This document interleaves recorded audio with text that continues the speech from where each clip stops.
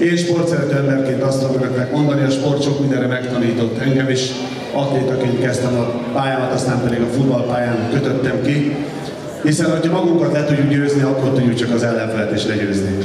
Úgyhogy édesapámtól, mikor Gyulára indultam, 3 fontos üzenetet kaptam, itt mai napig az a tanisznyámban hordok: becsületesség, tisztesség, kitartás. Azt gondolom, a sport pontosan erről szól. Éppen ezért úgy gondoltam, hogy nem zenei alappal, hanem így a cappella szeretném átjutni azt a dalt, amelyre megkerestek és felkértek, örömmel jöttem önökhöz. Úgyhogy majd a ritmus önök lesznek, hiszen nincs semmilyen CD, semmi, csak a mikrofon, hölgyeim és uraim.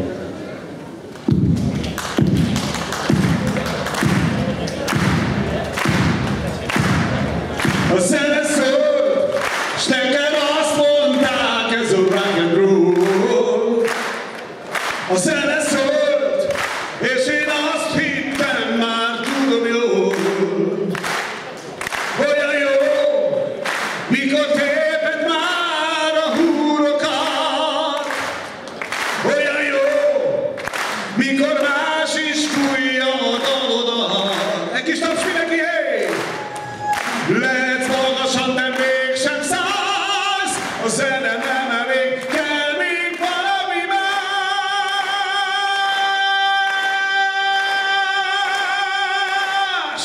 Nagyon kell, mikor végleg döntesz, hogy abból. Az is kell, mikor arra ébredsz, hogy folytatod. Ez kell, mindenféle érted éjszakát. Nagyon kell egy jó angyal, aki nem szól rád. Egy kis taps mindenki! Lehet magasan, de mégsem szállsz. A zene nem elég, kell még valami más. Ezt egy életen át kell játszani, amíg feszül a hú. Ezt egy életen át kell játszani, és még azon is túl. Ezt egy életen át kell játszani, s talán valahol messze, túl a földön, újra kezdjük valahogy.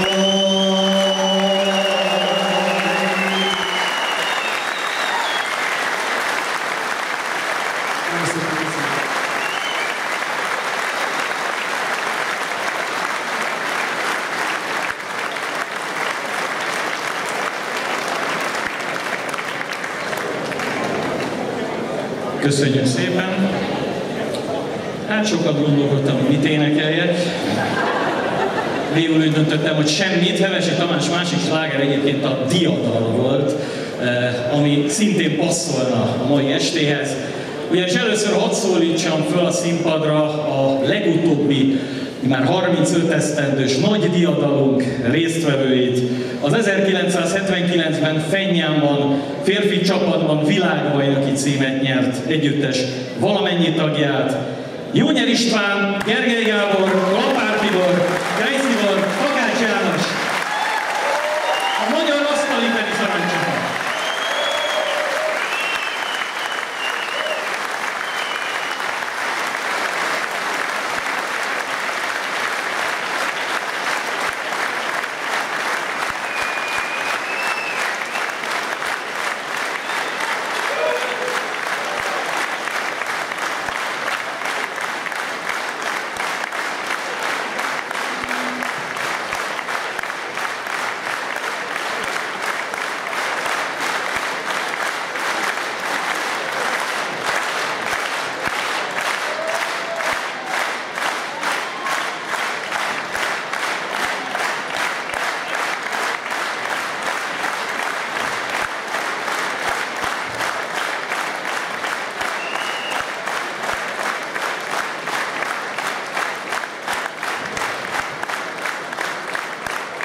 Kétségtelen a forgatókönyvben ide az van írva, szülni nem akar a taps.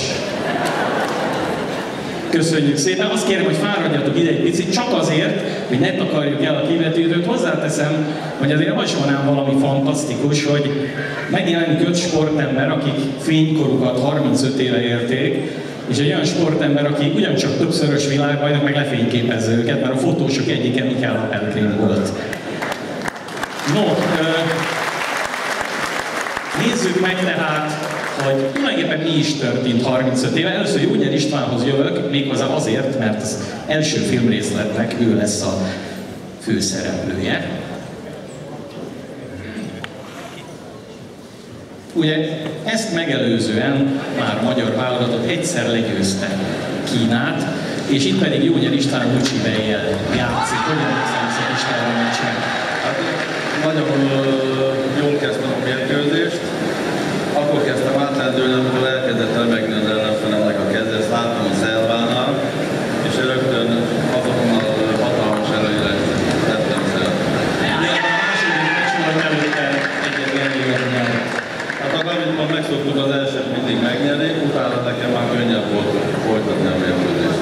Igen, ez volt az ember érzése, már ugye több mint 20 000-en voltak a csarnokban, és hát finoman fogalmazva sem nekünk szurkoltak. Itt nagyon remektek a legjobban. Abszolút. Úgy volt, hogy az első meccset, amit miután megnyertük, a másodikra szintén már nem volt jelentkező, hogy ki fog játszani. Nagyon majd részt kell legyünk. Itt Gergely Gábor már az asztalnál, ugye Licsensi ellen ugrottunk egy picit az időben, itt már 3-1-re vezetett a magyar csapat. Könnyű dolgom volt azt mondta Bercik, hogy nem kell nyerni, játszál nyugodtan, szerintem nyugodtan játszottam. Nagyon egyszerű volt a titka a dolognak. Most még arra leszek kíváncsi ezt a poént megnézni, hogy itt mi játszódik le a fejedben, de hát látjuk egy feltűnően jóképű fiatalembert, aki hát gondolkodik, meg hergel magát. Igen, de nem a Kínaira gondoltál. Nem is látjuk most. Azt hiszem döntözött 20-17-en van, és ilyenkor az ember megrágja azt a poént, hogy vajon mit is szeretne csinálni. Természetesen biztos, hogy nem azt történik, de nézzük meg. Olyan fogalmat soha nem volt, hogy leválltak hajjal, szól, megnyersz. Nem, igazából soha nem értem senkinek. Még volt ez a mérkőzés, és voltak magyar szurkolók is, 4-1 volt a javunkra. Gergely megkapta az elismerést, és akkor jött Kampár Tibor méghozzá Licsensi ellen. Elég sima meccs volt, hogy emlékszem, még mindig bennem van. Úgy láttam, hogy a kínai kifehéredett egy kicsit, tehát lesárult. Ugye ember Ázsiában egyszer megnyer egy kínai csapatot, arra még azt lehet mondani, hogy véletlen, de kétszer, egy héten belül. Igen, a csapatmeccsen a döntőben már nem nagyon akartak kiállni, úgy kellett rábeszélni a játékosokat, hogy játszanak ellenünk, mert egyedül ez a Lucsi-Bej vállalta, azt mondtam, hogy agyonverem őket, de nem jött be neki.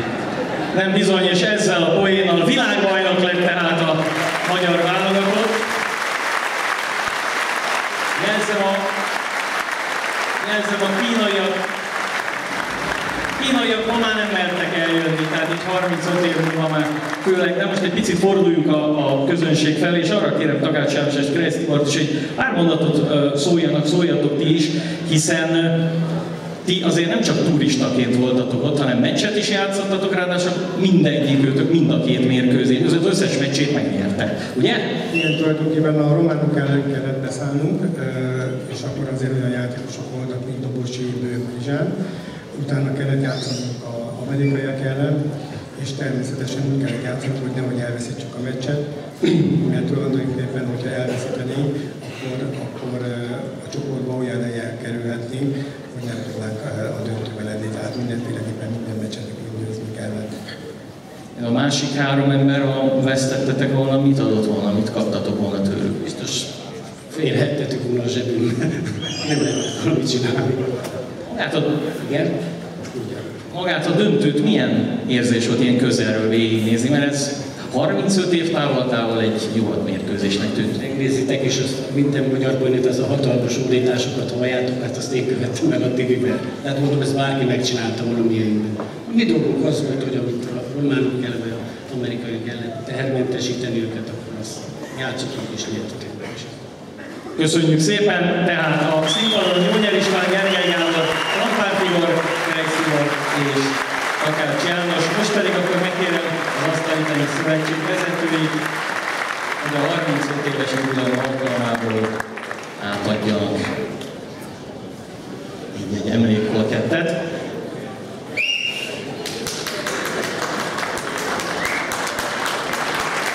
Itt mondom el mindenkinek, hogy majd a gála összes szereplője a gála végén följön a színpadra, tehát közös fényképet, filmet akkor is lehet készíteni. Most viszont azonban ezek az urak, amellett, hogy meghatódtak, és bizony Gergely Gabi szemében egy-két könycsepp is volt, amikor nézte a felvételeket, hát nekik dolguk lesz, hiszen hamarosan játszani is fognak. Egymás ellen is, meg nagy kihívók ellen is.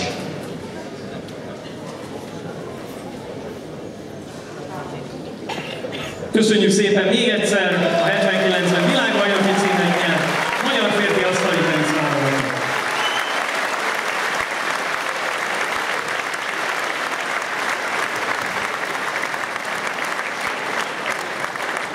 Most pedig akkor majd az asztalé lesz a főszerep, hiszen generációk csatája, ez az elnevezés illeti teljes joggal ezt a mai estét.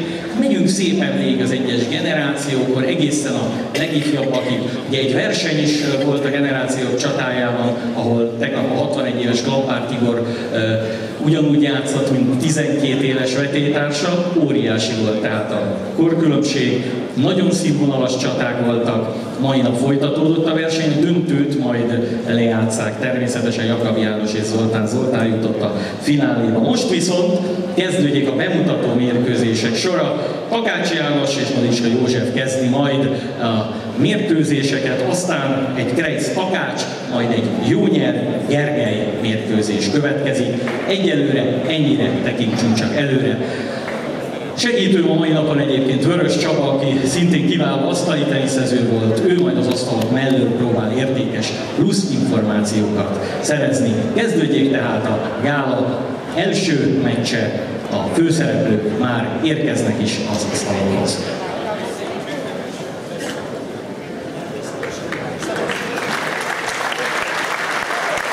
Az első meccsen tehát Takács János és Madicska József Lívia 11 pontig megy, és egyetlen egy nyert szettre. Lesznek olyan mérkőzések, azt majd előre jelezni fogom, ahol még a régi szabályok értelmében majd 21 pontig játszanak a résztvevők.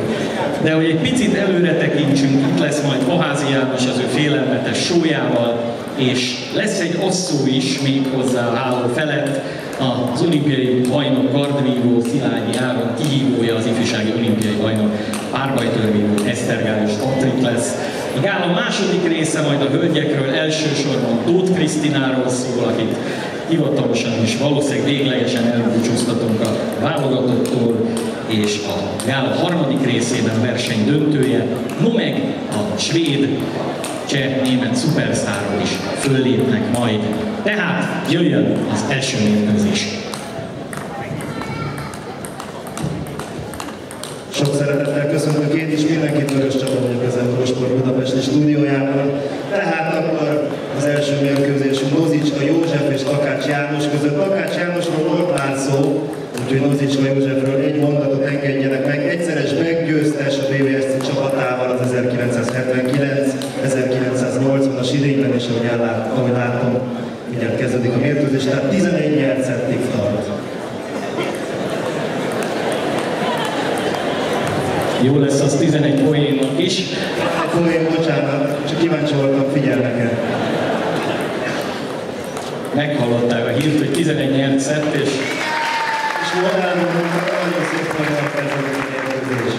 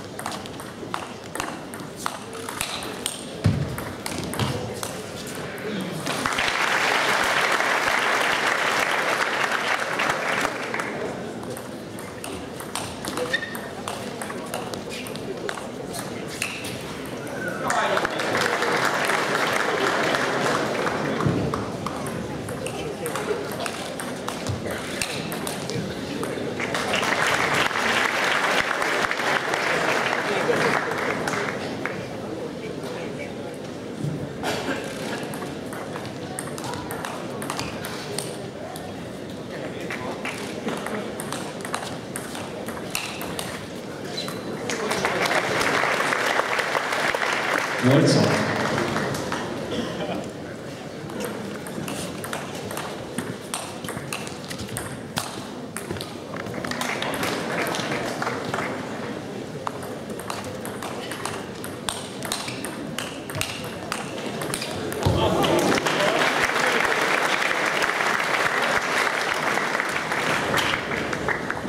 Az ütő volt a hibás.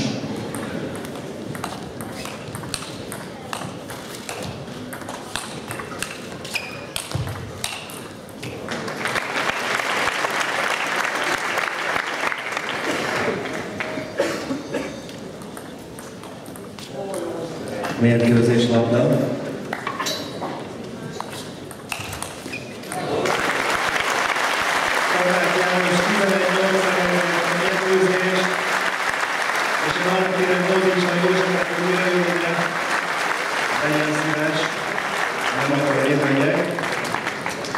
Mozicska József egy szóra, hogy talán Szabó.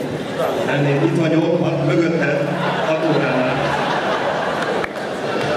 Mozicska József áll mellettem. Milyen érzés volt ennyi ember előtt játszani? Vezetben. Mikor játszottál utoljára ennyi ember előtt? 82-ben. Elvédelem. Gratulálom, Mozicska József!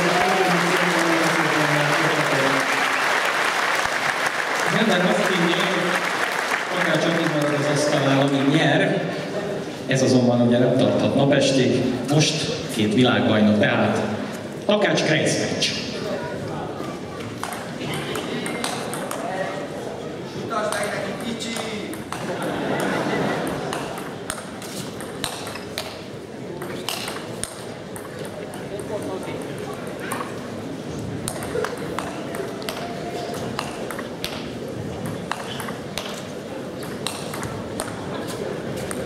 Kétszer nyert Takács János egyébként a világbajnoki cím mellett magyar bajnokságot, párosban, vegyes párosban, csapatban nyert Master Tennis Top 10-et, Beckert, és a német Bundesligában is dolgozott, valamint Svájcban is dolgozott a BBSC örökös bajnoka. Ellenfele pedig Weiss.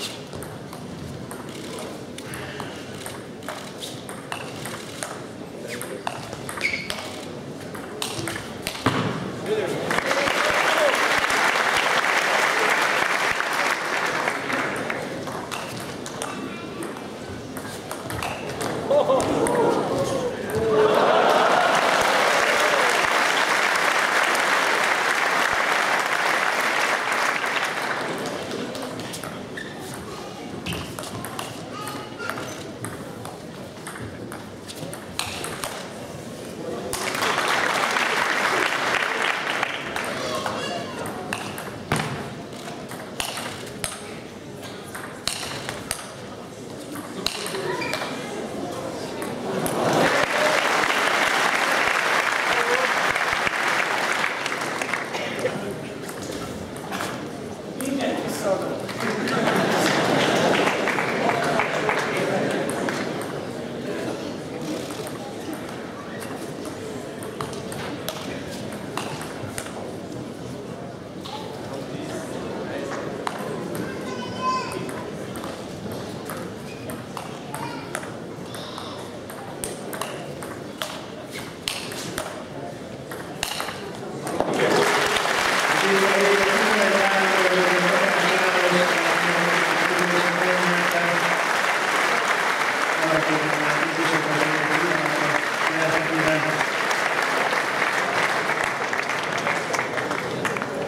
Először is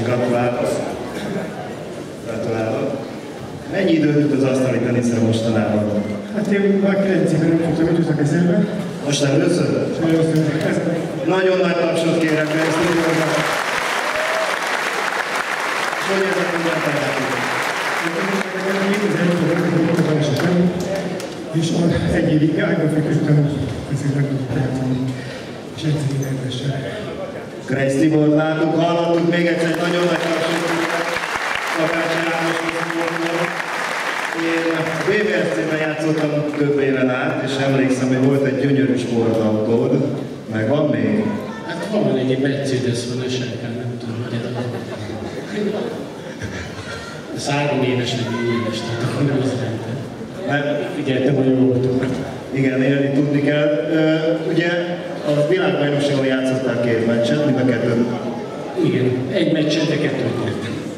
Hát ez bravo való. Takács János és Krejc Tibor, nagyon szépen köszönjük, gratulálunk!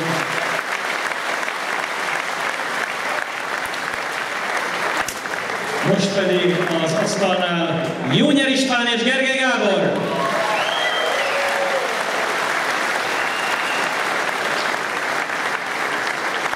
Hadd mondom el közben, amíg érkeznek az élő legendák, hogy lesz majd tombola sorsolás a nap végén, méghozzá nagyon értékes ajándékokért. 25 különböző ajándékcsomag, asztali tenisz felszerelésektől egészen wellness hétvégéig. Nagyon-nagyon sok mindent lehet nyerni. Most megpróbálom beazonosítani, melyikük Jónyer, melyikük Gergely. És a mozgó árusok azok állandóan szállítják a tombolát a lelátorra, tehát igazából senkinek nem kell meg sem mozdulnia, amikor majd tombola árusnak kinéző embereket látok, 200 forintos egységáron lehet tombolát venni, illetve a díjakat meg lehet tekinteni, elsősorban szünetet javaslom, nem mostohanjon mindenki, menjen ezt a lelátó egyik termében, tehát tombola is lesz, nyerni is lehet. Most viszont Gergely Gábor és Jónyer István. A játékosokról néhány mondatot, hát nyilván őket nem kell bemutatni senkinek. Gergely Gábor 1953. június 21-én született, 2-szeres világbajnok, éppen Jónyer Istvánnal Kalkuttában 1975-ben nyertek páros, és 1979-ben Fenyánban a csapattal, 4-szeres Európa-bajnok, Duisburgban, egyesben, illetve párosban Milan Orlovszkival, a csapattal, és 82-ben itt a Budapesti Európa-bajnokságon szintén csapatban.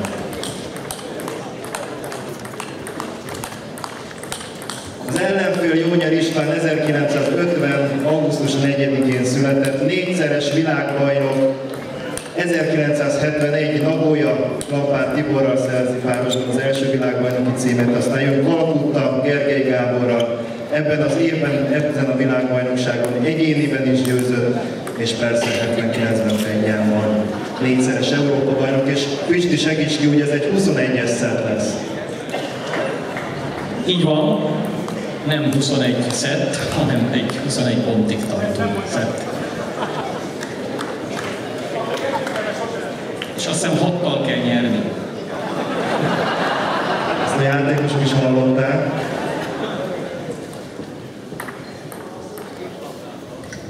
Így aztán, mivel 21 pontig tart ez a játszma, majd 5 poénként lesz adogatás csere. Törölközni bármikor lehet. Ebben a korban lesz kedvezmény. Gergely kezdi az adogatást.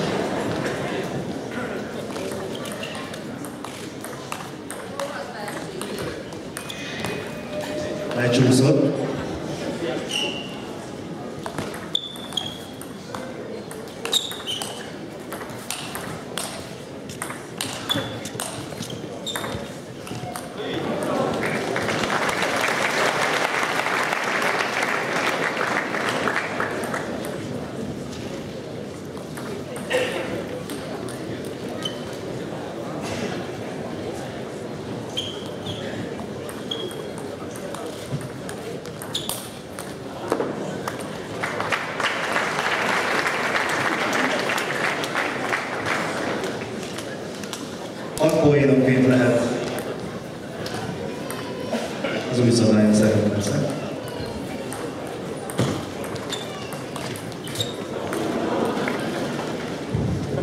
Meglepő, hogy Jónyár nem érte el. Az a bizonyos vonák.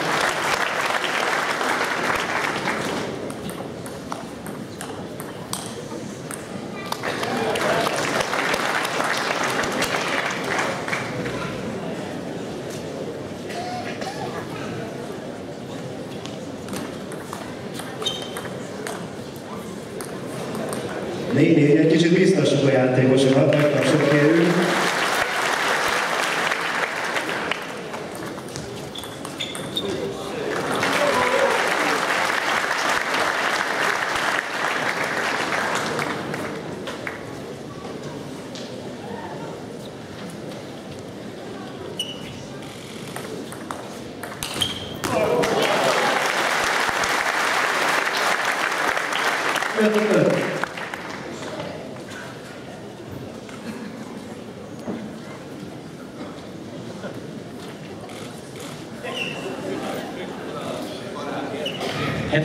Ben azért az a mondat nem hangozhatott volna, hogy kérjük, kapcsolják ki mobiltelefonjaikat.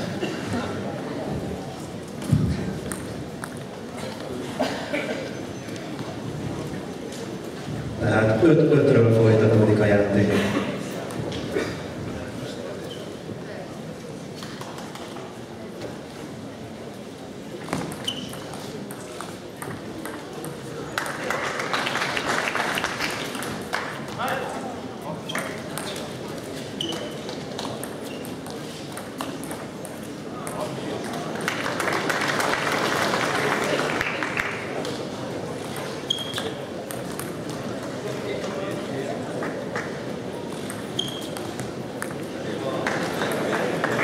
Jónya István kér egy kis bíztatást.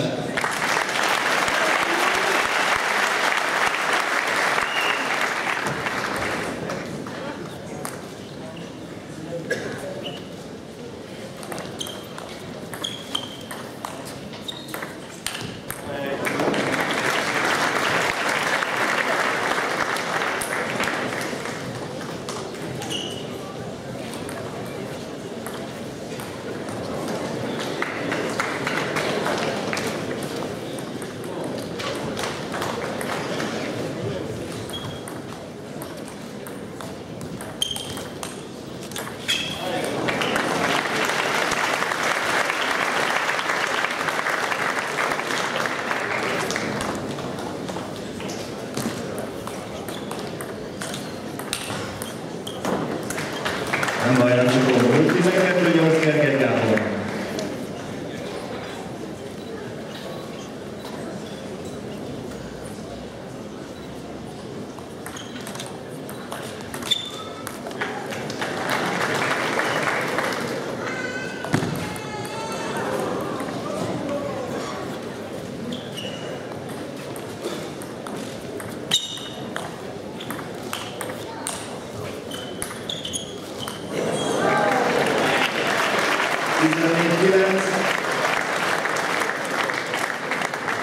Gergely Gábor arcán mit csináljak, ezt is elérem.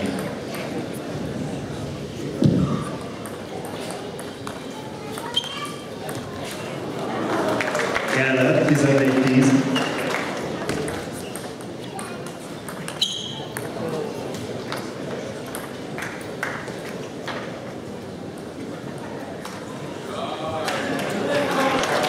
Cseles, cseles.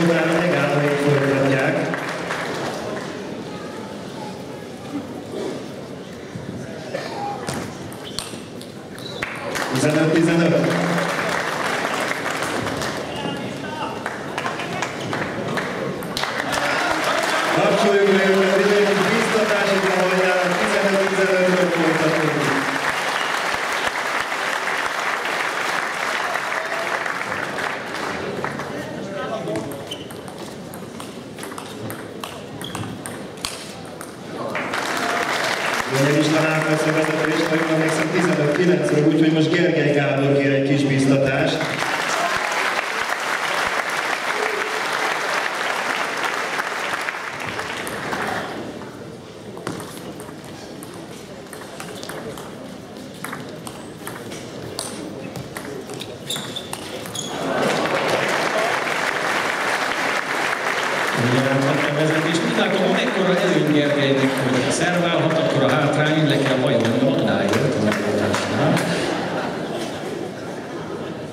Nagyot húz a Bugykosból.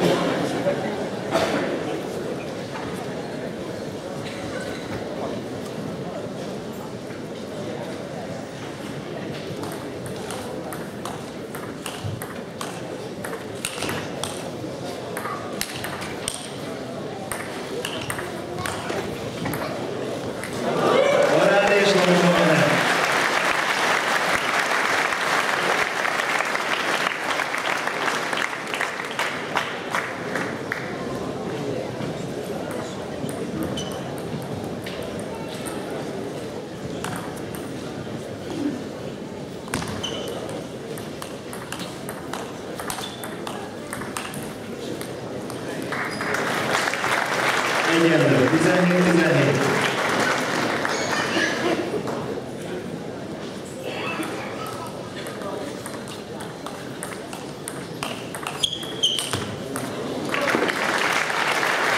Előnyújjam Istvánnál.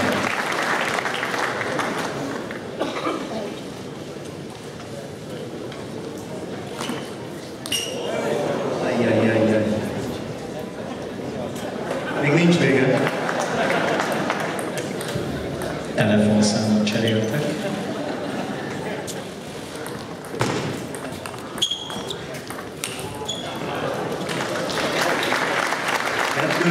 Gergely Gábornak.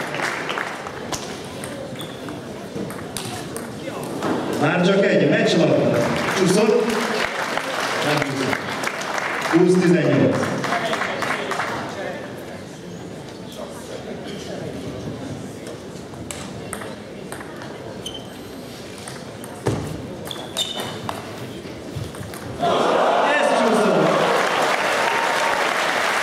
Egy különös labdamenettel 21-18. Jónyert is azt mondta, hogy én mondjuk azt, ha ez történne. Életében először Gergely Gábor szettet nyer Jónyer ellen. De hát, hogy is áll kettőjük örökmérlegen, az hamarosan kiderül vörös kabadékos. Nem tudok emlékezni, gratulálok Gergely Gábornak, és Jónyer Istvánnak is. Gyermekkorom nagy álmodálvalóra. Jónyer Istvántól kérdezném meg, hogy ez a bizonyos oldalpörgetés, kifipörgetés, amit ugye te fejlesztettél ki, az hogyan jött? Hát igazából annyit tett edzenünk, hogy állandóan el voltunk szorulva az asztaltól, és egy ilyen véletlen félig elesésbe pörgettem egy megkerülő labdát, aztán a végén elkezdtük egy gyakorolni. Ilyen simán ment. Én olyan történeteket hallottam, amikor gyerekek voltunk, az edzők mindig ezzel jógattak bennünket, hogy Jónyer István még karácsony napján is fölhívott védőket, hogy egy órát védjenek neki, mert úgy érzi, hogy nem megy jól a pörgetés, ez igaz? Igen, a védőkben nagyon sok védőjátékos volt. Magyarországon is nagyon jó voltak, Kínában természetesen még jobbak, és hát ellenünk kellett készülni. És azóta a védőket általában 99%-ig ismerem. Jónyer István, köszönjük szépen, nagyon-nagyon sok évet!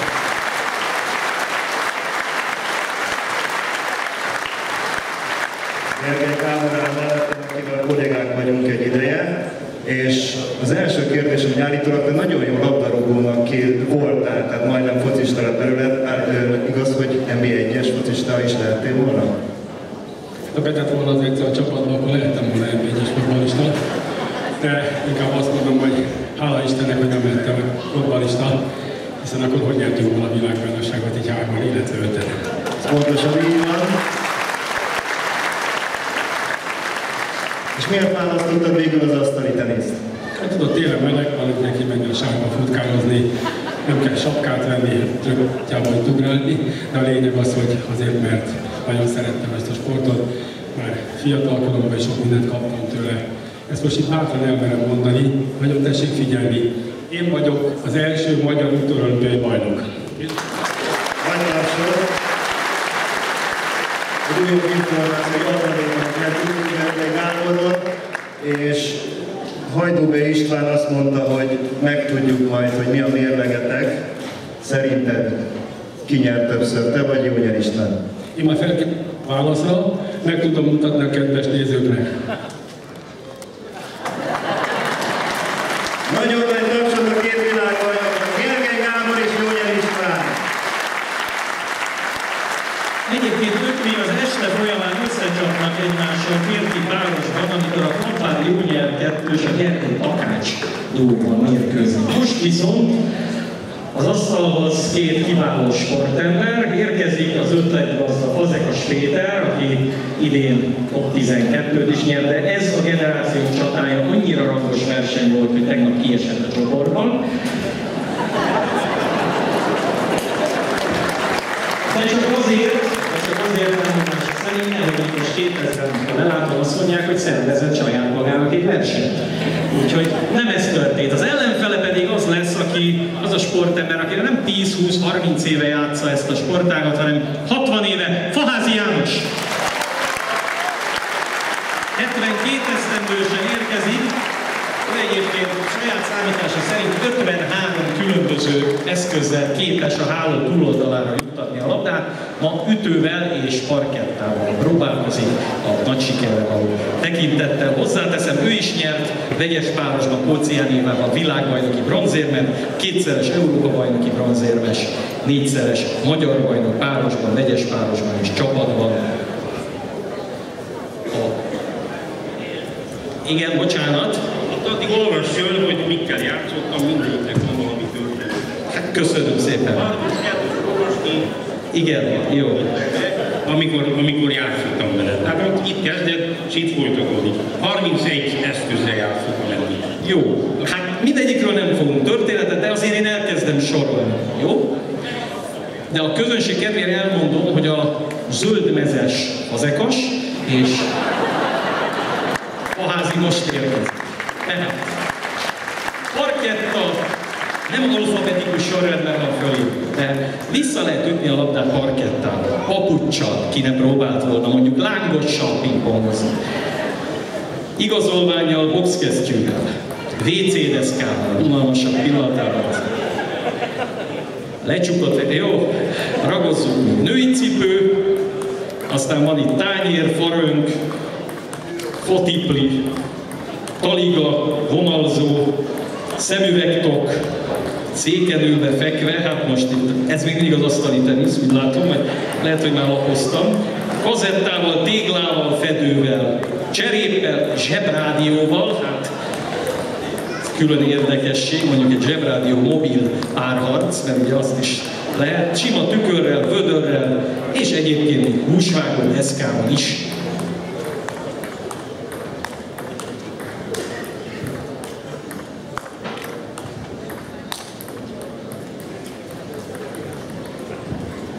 Hát akkor nézzük.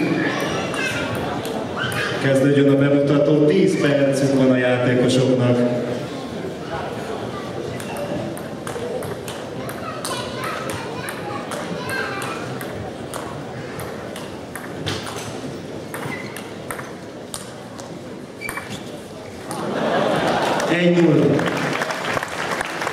Kéne Faházinak valami méltó ellenfél.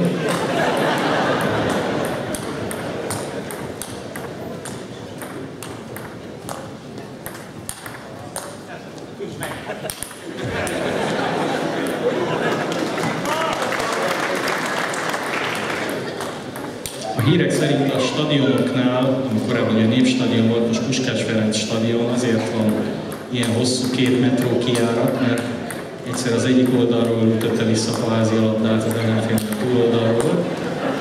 Most oda mennek.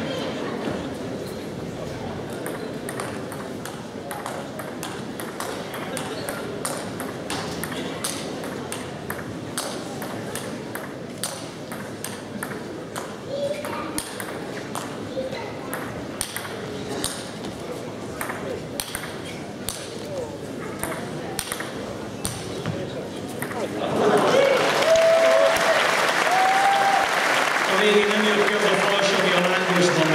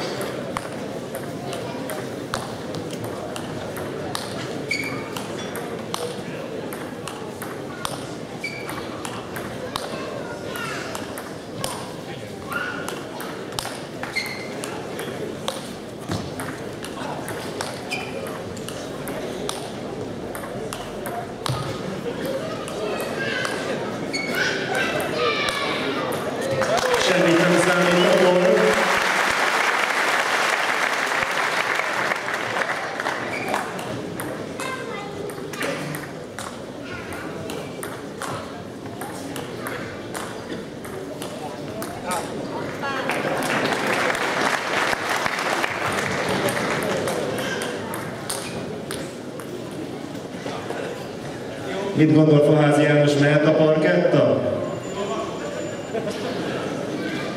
Adjunk mikrofon? Igen, elolvastam, igen. Visszaadom. Gondoltam, játszom vele egy kicsit, hát ha nekem is megy. Nem. És akkor most az ütőre nincs már szükség. Jön a parketta.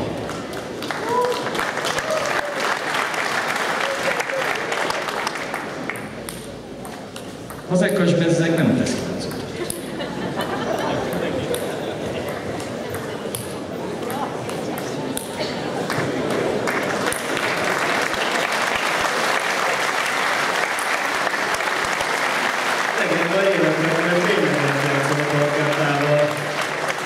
Kezdem azt hinni, hogy beletettem az érzést.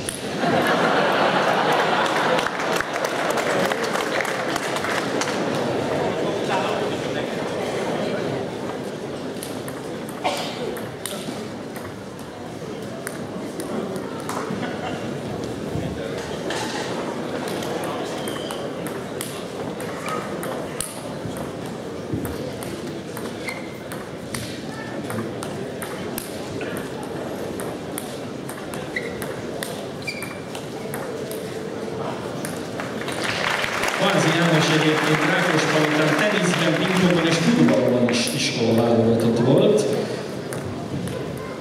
Aztán az Aluminium SC elnöke megnyitotta játszani, és 13 évesen ebben a klubban kezdett el asztali teniszezni.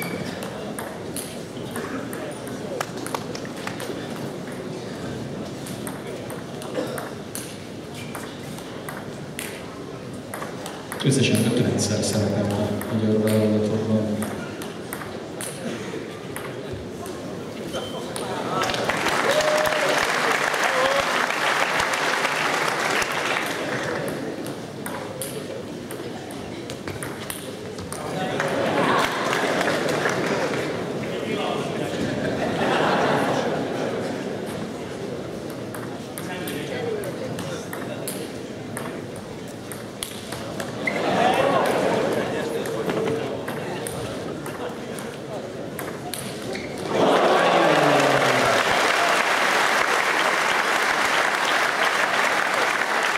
Köszönjük szépen!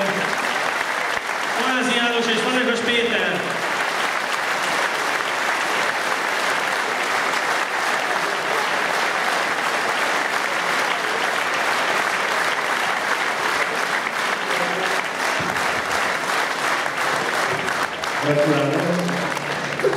Ez a lángos érdekel engem. Milyen lángos volt? Tejfölös vagy sajtos?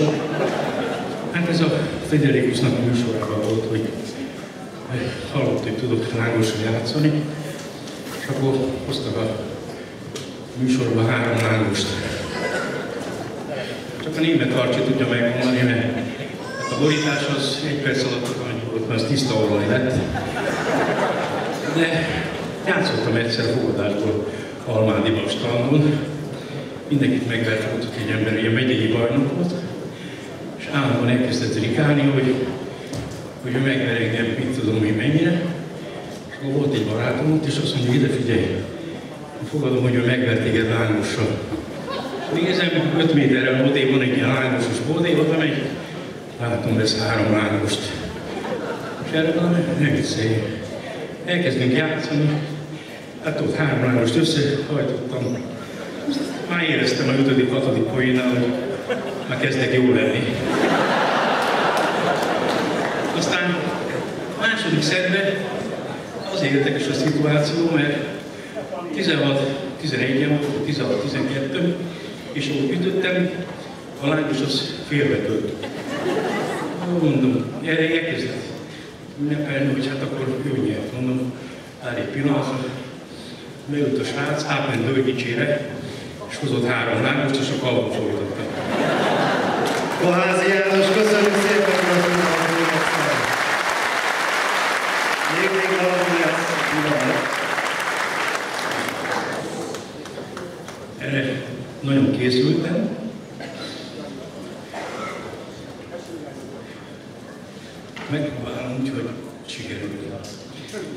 Én szeretném megköszönni a közönségnek, hogy 1959-től idáig elkísértek engem.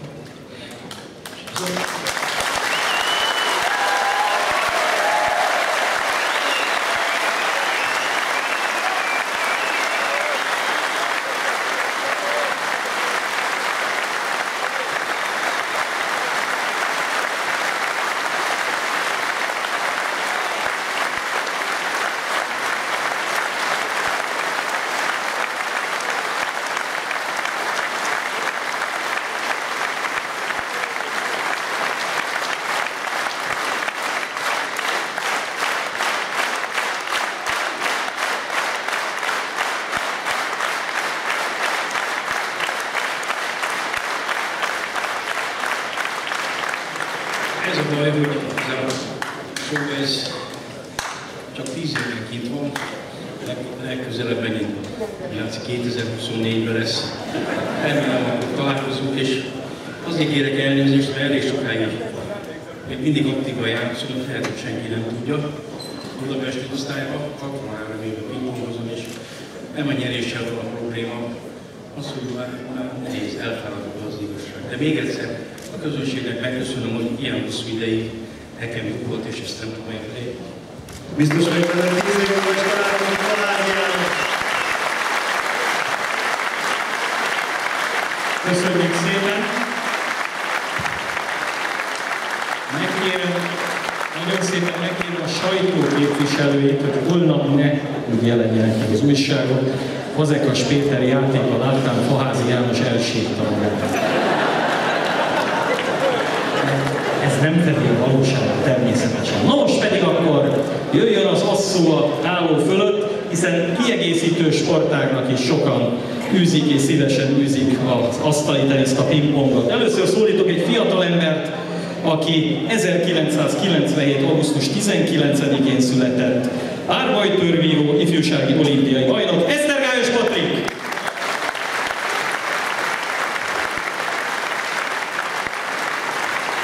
Találtunk neki egy méltó ellenfelet, eleve a párbajtőrözők és a partozók, két külön világ. London olimpiai bajnok, a Szilágyi Áron!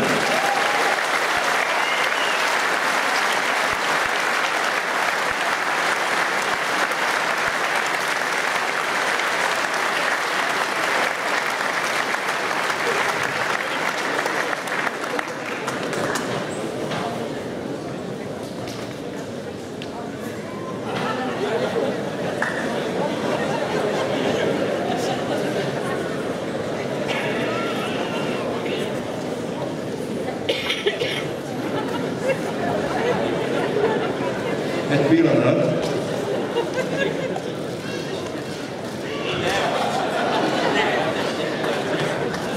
Jól értem, most azt beszélünk meg, hogy Áron új lakását hogy kéne kiparkettázni. Mi volt a tanács? De megmutatom, hogy kell megfogni. Megegyeztünk abba, hogy én tanítok pingpongozni, ő megtanít a vívásra. Hát akkor nem tudjuk megtanítani, hogy az első releválisan. De nem az, én általában hogy kaptam, nem akarom mondani, hogy 10 túlsi 9 sport, esélyem nem volt, hogy nyerjek. Na de utána megnyitottam ülve 15 fokot, és akkor végig nyertem. Így lett végállam.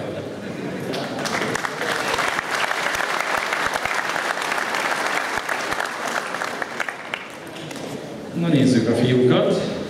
Közönséget megkérem csak kíméletesen.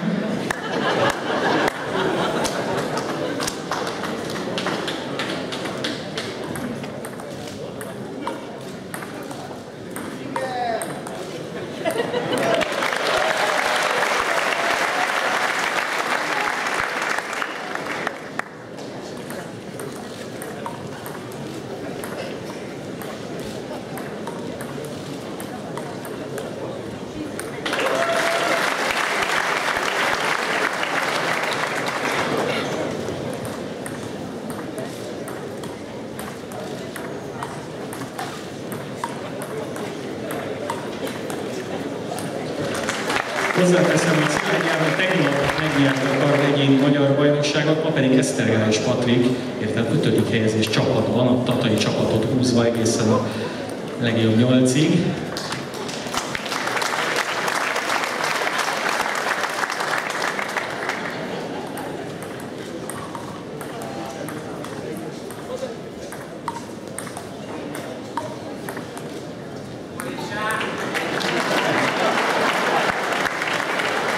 Szilágyi volt a támadó.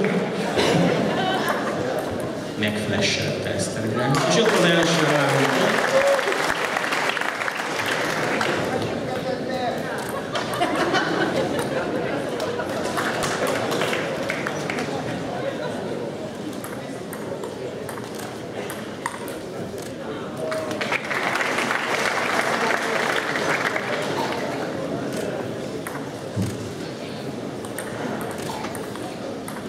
Óriási a tét, kezd Esztergás Patrik megroppanni a tét súlya alatt.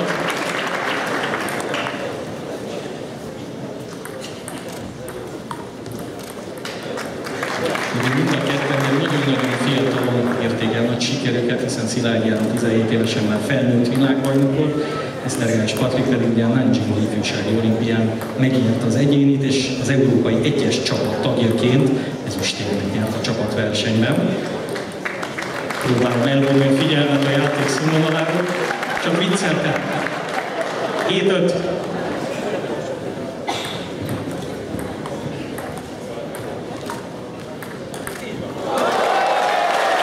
Ez már a londoni könyörtelen Szilágyi.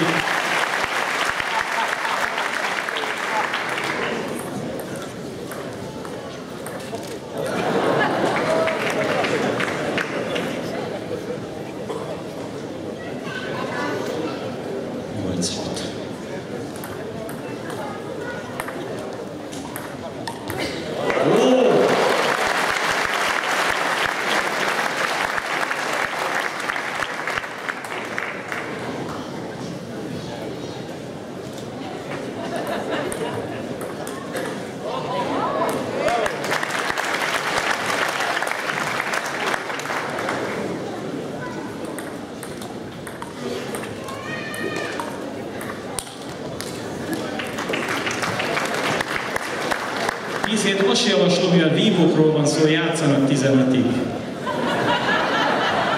Adok még egy esélyt.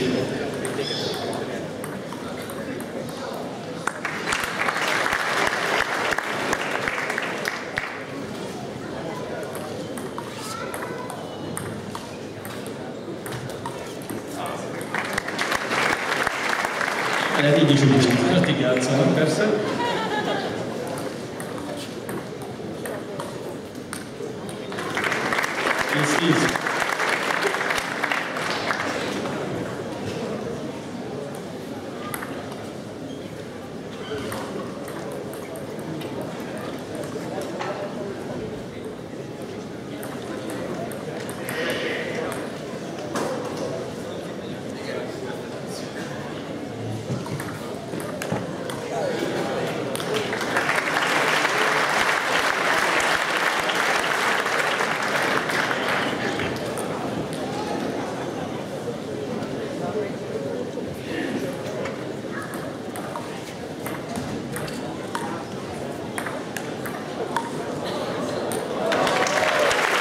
Utánozhatatlan technikával a Szilágyi Áron 11-12.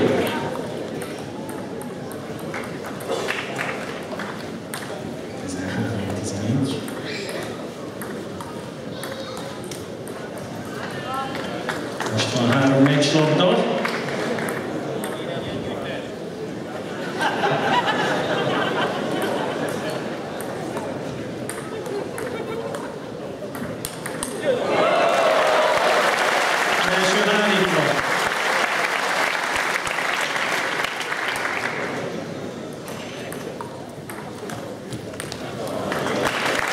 Második nem, 15-12-re győz a fiatalság Esztergás Patrik, tehát a győztes legyőzi Szilágyi Áron. De a mérkőzés, és nem viccelek, színvonalára való tekintettel Klampár Tibor úgy döntött, hogy a vesztest hívja ki egy kis ütögetésre, hiszen a győztes ellen nem sok esélye lenne. Így aztán megkérem Szilágyi Áront, hogy maradjon még egy picit az asztalnál, és tanítson néhány mesterfogást Klampár Tibornak.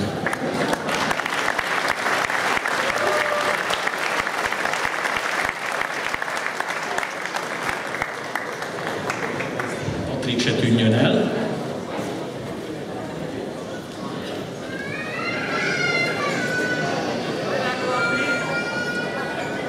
Ők most csak ütögetni fognak egy kicsit.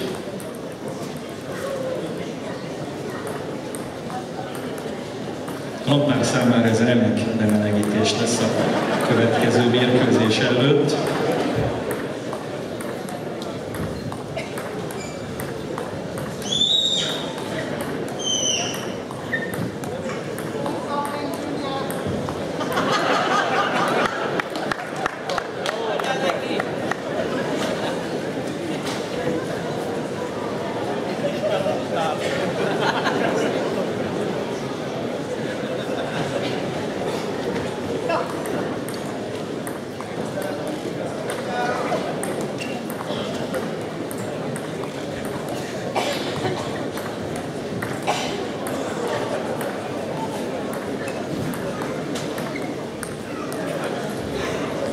Egy kis biztatás azért el kell.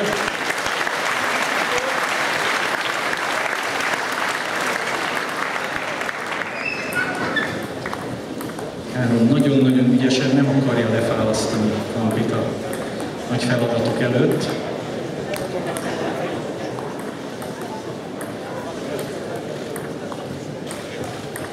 Néhány évvel ezelőtt Kampár Tibor a nagy sportágválasztó nevű rendezvényen fiatalokkal játszott, és emlékszem, azt mondta az egyik hölgynek, hogy figyelj, neked egész jó mozgásod van, kicsit merev a csuklód, de azért nem ártalom, foglalkoznál ezzel a sportággal, van benned fantázia. Na, ő volt Szávai Ágnes, a népsportolója teniszben. Úgyhogy azt hiszem, Szilágyi Áront is jó néhány tanácssal el tudja látni.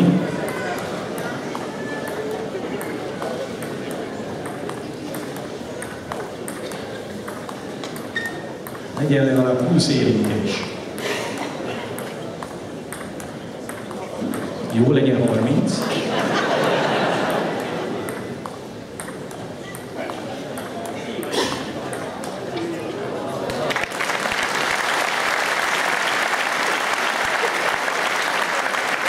Köszönjük szépen Szilágyi János és Kampár Tibor, magyar sport két kiemelkedő egyénisége,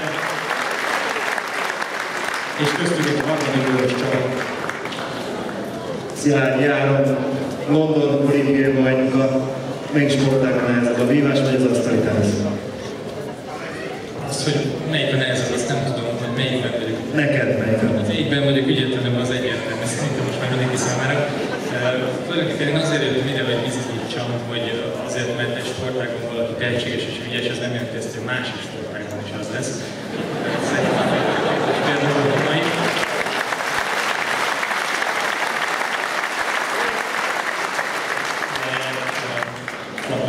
mennyi volt itt játszani, főleg ilyen közönség előtt, bárcsak a jó verseny is ennyien lennének ki. És mit várnak tőled 2 évben a jóban?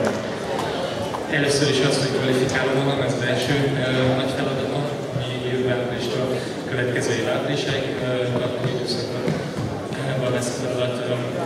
Hogyha ez sikerül próbát szereznem, akkor pedig teljes józan azon leszek, hogy megismételjen onnan siker. Nem tudom, hogy mivel lennék elégedett, igazából az biztos, hogy maximálisan motivált vagyok. Megígérhetem, hogy mi szorítani fogunk érted. Szilágyi Áronnak nagyon szépen köszönjük, hogy itt van.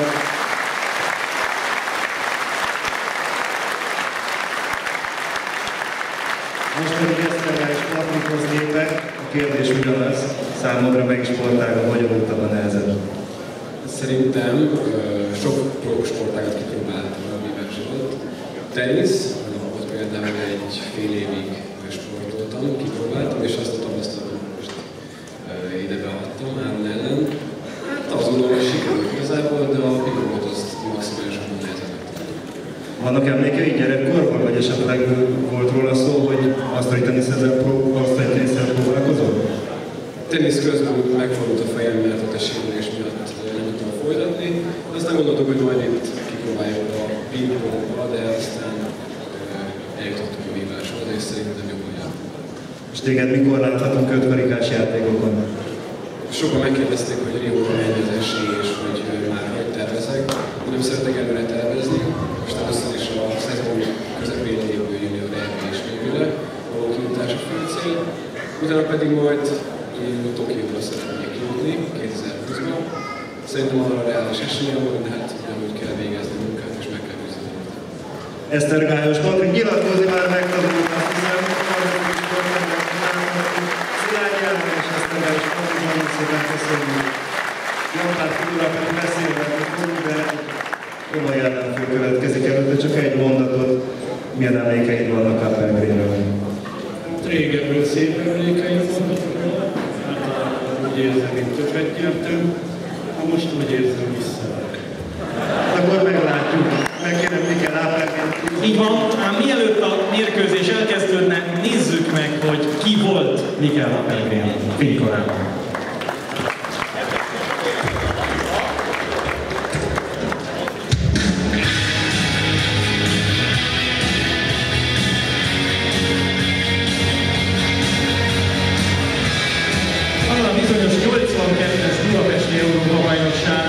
Mikel Apelgrén Janove Waldnert verte a döntőben úgy, hogy előtte a magyar csapat Jónyert és Gergelyt is elbúcsúztatta, és ezzel első egyéni Európa-bajnoki címét szerezte. Nyert még egyébként ezen kívül kétszer egyéniben ezért összesen 9-szeres Európa-bajnok, 4-szeres világbajnok, 3-szor csapatban, egyszer pedig párosban nyert világbajnoki címet, és egészen fantasztikus győzelmeket aratott. A magyar válogatott 79-es győzelme után 89-ben Dortmundban a svédek voltak azok, akik meg tudták verni a kínaiakat, majd később Apelgrén, Waldner, Persson, Carson vezetésével ezt többször is megismételték. Most tehát a generáció csatájában jön egy újabb nagy rangazó majd.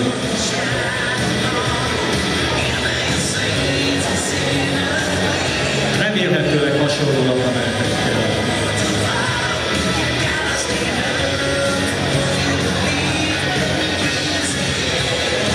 Hölgyeim és uraim, kedves vendégeim, sporttársaim az asztalnál, Lampár Tibor és Mikel Apelgrén!